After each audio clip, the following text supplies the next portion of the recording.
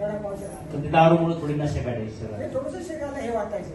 पण ज्या दिवशी 6 मार्च 2021ला मी जसं याच्यात जॉईन झालो त्या दिवशीपासून मी दारू बंद केली. आणि दारू बंद केल्यानंतर काय घेतलं मग तुम्ही? आकाशवाणी घेतला असेल.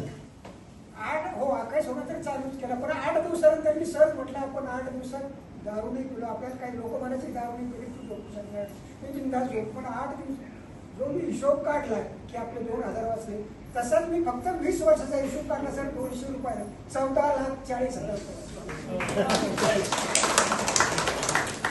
14 लाखाची दारू. हे ऍनिमेशन करणं गरजेचं आहे आयुष्यामध्ये.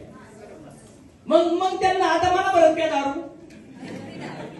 हेच माझा सनेशमुळे मला ती 6,000 कमीत कमी 6,000 तर माझी पेन्शन चालू झाल्यासाठी झाली.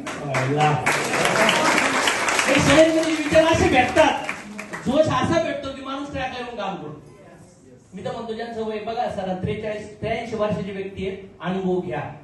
इथं काही असं स्कीम नाही, लकी ड्राव नाही, राज्यातून करोडपती, चला डबल टेबल, चला सगळ्यालाच भेटन असं काय आम्ही सांगणार नाहीये.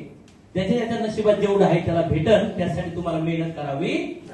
जर तुम्हाला दुधातून दही, ताक, तूप, लोणी काढायचं असेल तर जेवढी मेहनत करल त्याला ते भेटल. काही लोक असं हलवतात तुझं